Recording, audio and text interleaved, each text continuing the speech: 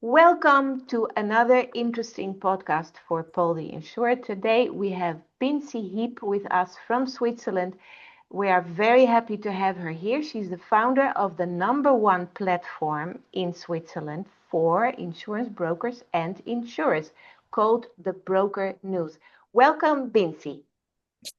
Hello, Irma. I'm very happy to be on your show. Great. We are looking forward to a very interesting interview as we know that you have a lot to tell us. Of course, we dived a little bit into your platform and we are impressed by the choice of topics, the presentation, and also the style. It really looks you are a power journalist. So my first question is, would you give us some information on your background, your professional development, and how did you end up in this insurance inkpot? Yes, of course. I started in classical journalism, like probably everybody who's a journalist does, at first far away from insurance. But once I touched this field, and yes, I also thought that insurance was boring. I realized, though, how many hidden stories there are. Insurance isn't just contracts and policies, because it's people, risks, and resilience. I guess you could say I fell into the inkpot and never came out. That's really wonderful. Binci, on your platform, we find really fantastic and great publications. It's all about insurance topics. We also see that you focus on explosive, controversial, and informative news, which shows us a willingness to explore topics that are maybe disruptive or contentious within the insurance brokers audience. To us, they really challenge established assumptions in the brokerage and insurance spheres. So tell us, how do you find such news? Well, actually, I find stories by listening closely to brokers, insurers, insurtech funders, even side conversations at conferences where I go.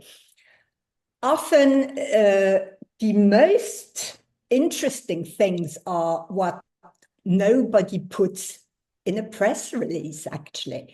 My vision is to make insurance journalism sharper and more relevant.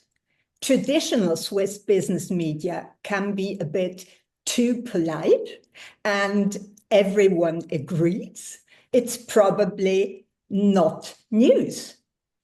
We don't provoke for the sake of it. We provoke to move the conversation forward. You know, it's interesting. It means that you have a specific vision that leads that this broker news online platform is so different and attractive. Am I right? Yes, you are right, because what I'm interested is far more broad.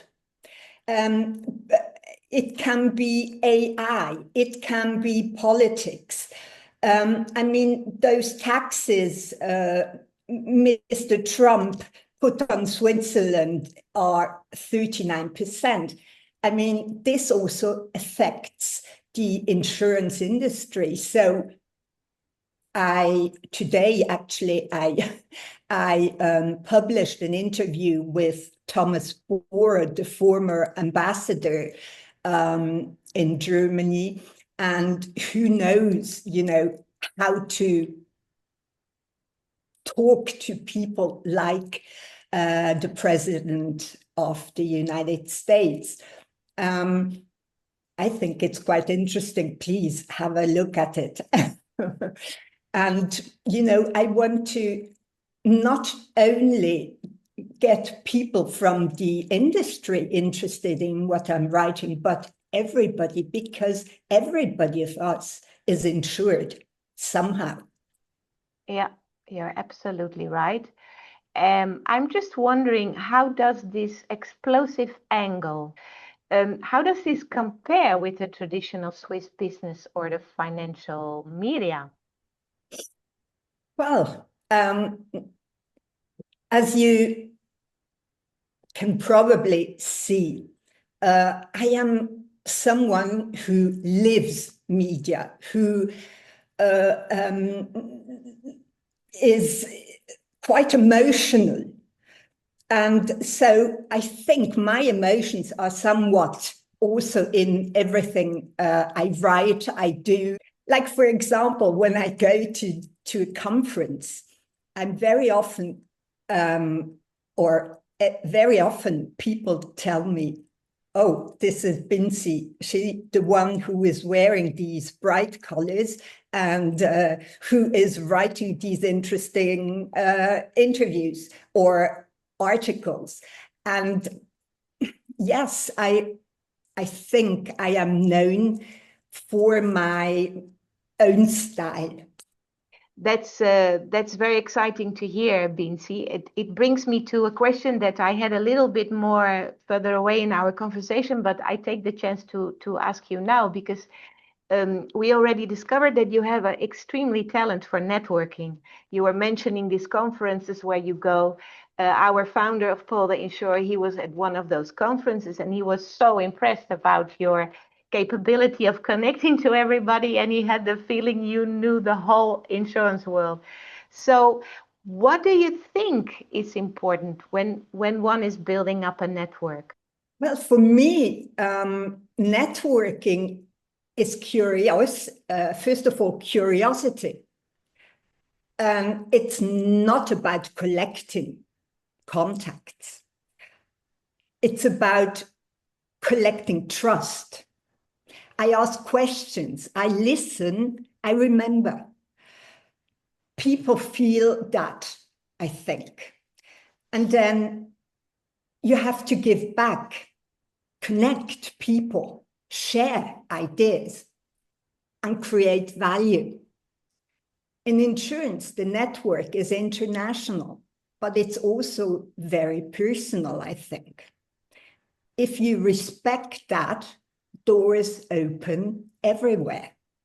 And if you give value, people will always come back. That is what I'm experiencing. How do you keep it alive, your network? Well, mostly going to all kinds of events by insurance brokers, by Insurtechs. I am talking to Insurtech Switzerland. I am talking to the Israeli Insurtechs.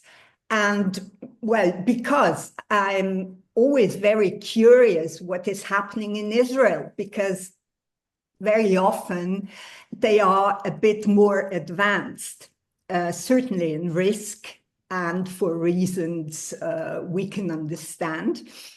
And it's there that I keep conversation going, and after events, I send what I've written to those people I have been talking to and show them, look, this is how I saw this event, and asking, do you have any other things to add? Or yeah, I think this is time going about networking and keeping it alive.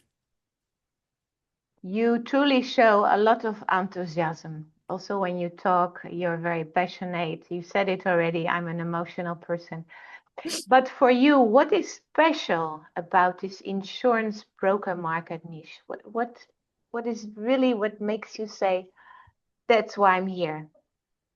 First, when I started over 5 years ago, it was because I was looking for a new job, and this one came up and was interesting to me because I could build the broker which was then when I bought the platform on January 1st of this year, became the broken news. And from then I started, as I said at the beginning, I thought personally, maybe it will be a little bit boring, but you're a journalist, you can write about anything actually. But I really realized that this is an industry that is so diverse. There are so many possibilities, and I can meet very interesting people. I can go to really interesting events. There is things like, as I said, AI, which I'm very interested in. I'm also going to events about AI, but also to health events, because health insurance, Insurtechs, bringing solutions for insurers, and that could make health insurance less expensive. There is so much. I can't even tell you how many topics there are. There are thousands. So endless possibilities, we could say. Absolutely. You were mentioning already artificial intelligence, and we read that you are also a specialist in artificial intelligence implications for the business strategy. So what does that mean in practice, and how do you combine that with your platform? Now, I have probably to start. I'm 62, and I was wondering whether at my age I can do a course and get a certificate with one of the best universities in the world, MIT, about AI.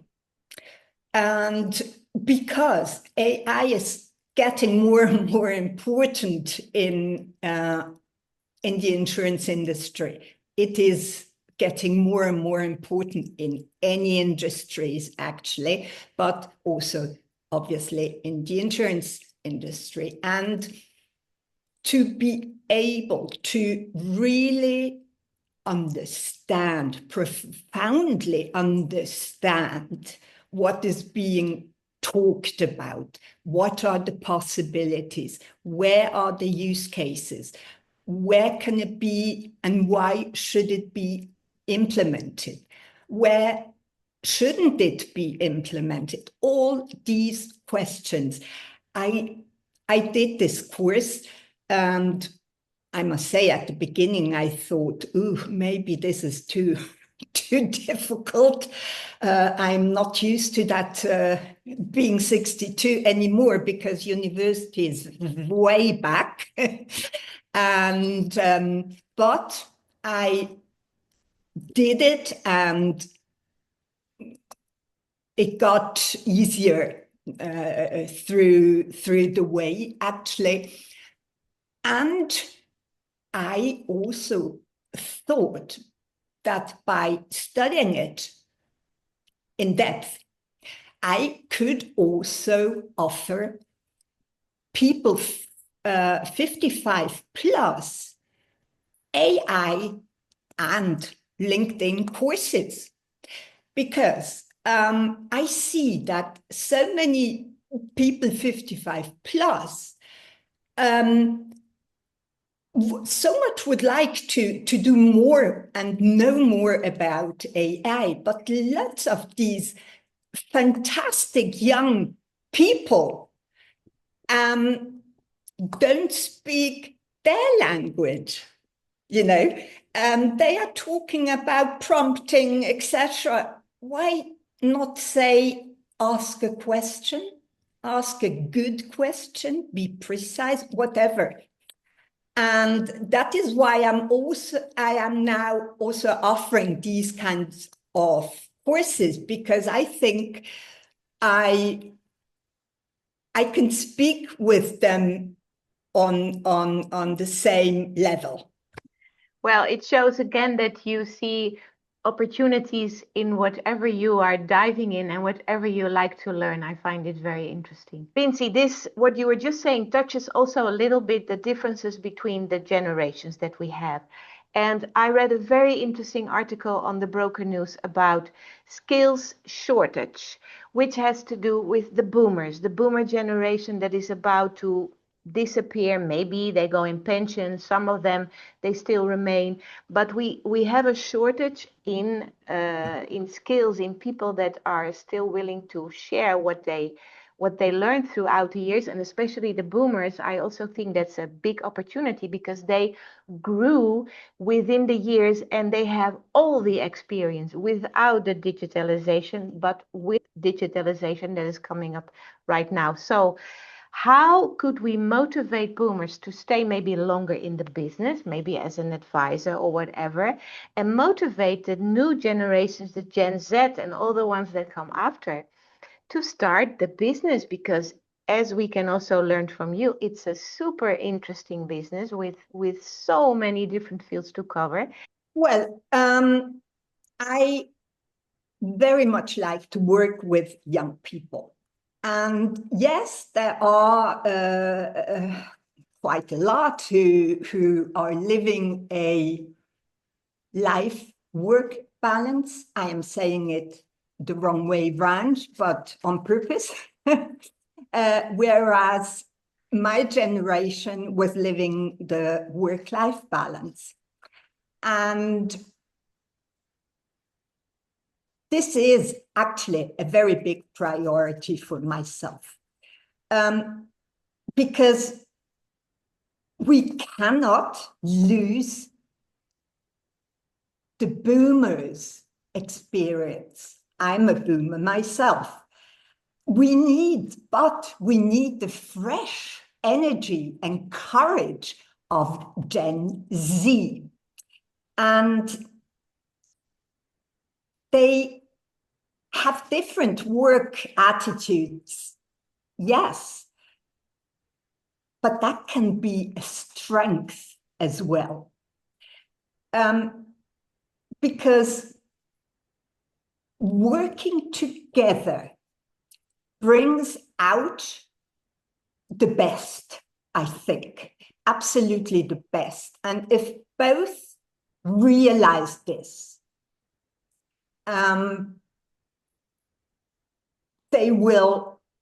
both sides will love working together. And like I can always also give myself as an example, I became an entrepreneur at 62. So I'm not going to stop working at, I think it would be 64.7 or 8, as you know, would be normal. No, I mean, I want to work 70, 75. I mean, as long as I love what I'm doing the way I love it. And this can be for a very long time, because I don't see my work as stress, even though sometimes obviously it can be stressful, but it's more like I'm so happy at what I'm doing. I see so many opportunities. I see whom I should or could connect, because I already see them doing some fantastic work together. And I want to do that for much longer. Plus, one very important thing is that demographics show that there won't be enough young people coming into the business world. So at some point, insurances and other businesses will have to ask the boomers again, please come back and help. This might be, 50% or I don't know, 20%, whatever is needed. But I think this is a big chance because so far it was, if you're 50, no way you can get another job. How awful, how very awful. And now I think this has to change because of demographics. Absolutely, you're right. It has to change. Well, at Pull the Insurer, we also like very much to motivate young people to get into the insurance industry. And we do it through the help of maybe the boomers or sometimes to stimulate the use of artificial intelligence, etc. So we feel that also your activities contribute a lot to increase the interest in insurance. Um, is it for your platform also a priority to talk to the younger generation? It is a priority because as much as I like to talk to very experienced people, I like the curiosity of young people and their thoughts, what could be done as well. They have such big knowledge in everything that probably you and I had to learn, because when I started to work, there was no computers, there was no mobile phone, there was nothing. The only thing I had was a calculator, and this was it. This is how it started. So all these digital natives, they are just born with all of that, and they know how everything works within seconds, whereas I have to try and try and try. So it's so wonderful if I can just repeat, boomers and the young people work together. Do you think there is something we could develop together? Well, I think that together with Paul the Insurer, we could create formats where both sides meet, mentoring dialogues, even joint stories. That mix could be powerful, I think. And it's not a generation gap. I call it generation opportunity. Yes, that's a great one. That's a great one. Well, maybe it's also now the time to announce that we, together with the Broker News and Paul the Insurer, we will enter, or we have entered already, in a really wonderful cooperation. We expect much from it, and I see you too. And so, what do you think could be the benefit for both our readers of this cooperation that we created? First of all, I am also very excited about it. For our readers, it means new international insights. For your readers, it means a deeper look into Switzerland and DACH region. And together we can build a broader, more dynamic insurance community. And we can make insurance not only important, but interesting. The more voices at the table, the stronger the industry becomes. Absolutely. I want to thank you very much, Binci, for this so interesting, passionate, informative, enthusiastic conversation. I mean, you almost give me the intention to start working in the insurance business myself, which I will not do because I'm in a different, more musical environment. Would you like to add something more just to close it up? Feel free. Well, if I may, I would like to say that the broken news in cooperation with the Engage Institute, is offering not just fantastic content, but also showing insurances, brokers, etc., how it could be used for their marketing. Because the broker news, we don't want any paywall. Because I think that the times of a paywall are gone. Nobody is wanting to pay for content, as unfortunate as this is. And so this won't happen with the broker news. But in order to make money, I and we offer really quite a lot that insurers, insurtechs, and brokers could be interested in. I know that everything about the Engage institution we can also find on your platform, the Broker News, right? Right. And we will share the links and everything together with this interview. Wonderful. Again, Binci, thank you so much. It's been a big pleasure, and I wish you a lot of success with the Broker News. And I'm sure we'll be in contact again since we have this wonderful cooperation together with Paul the Insurer. Thank you very much. Thank you very much, Irma, to have me on your show.